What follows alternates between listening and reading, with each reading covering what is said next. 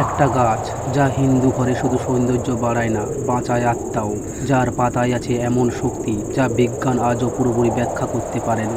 হ্যাঁ, আমি বলছি তুলসী গাছের কথা। তুলসী, যার নামেই আছে পবিত্রতার ছোঁয়া। তবে আপনি কি জানেন, তুলসী গাছ নাকি রাতে আত্মা দেখে? তুলসীর নিচে বসে নাকি সাধনার মাধ্যমে কেউ কেউ অলৌকিক শক্তি অর্জন করে। পুরাণ বলে তুলসী ছিলেন একজন দেবী, বৃষধ্বজের কন্যা এবং শঙ্খচূড় রাক্ষসের স্ত্রী। ভগবান বিষ্ণুর প্রতি তার অনন্ত ভক্তি তাকে তুলসী রূপে রূপান্তর করে। তাই হিন্দু ধর্মে বিশ্বাস করা হয় তুলসী গাছের প্রতিটি পাতায় বাস করে ভগবান বিষ্ণু নিজে। এই জন্য তুলসীর পাতা ছাড়া কোনো পুজো সম্পূর্ণ হয় না।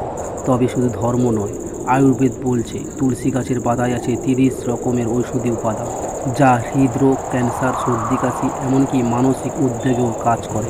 কিন্তু প্রশ্ন হলো, এই গাছের আশেপাশে দাঁড়ালে কেন এমন একটা শান্তি অনুভব হয়? লোককথায় শোনা যায় রাত 12টার পর তুলসী গাছের নিচে কেউ বসে থাকলে নাকি কারোর চোখ দেখে ফেলে। গ্রামে এক সাধু নাকি তুলসীর নিচে ধ্যান করতে গিয়ে ফিরে আসেন।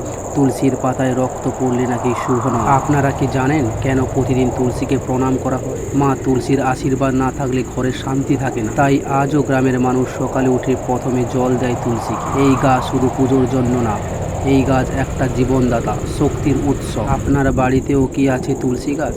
আপনি কি বিশ্বাস করেন এর মধ্যে আছে দেবশক্তি, নাকি এটা নিশ্চয়ই একটা ঔষধি গাছ? কমেন্টে জানান আপনার মতামত। তুলসী মাকে এক প্রণাম জানাতে ভিডিওটি শেয়ার করুন, যেন আরও অনেকেই এর মহত্তা জানতে পারে।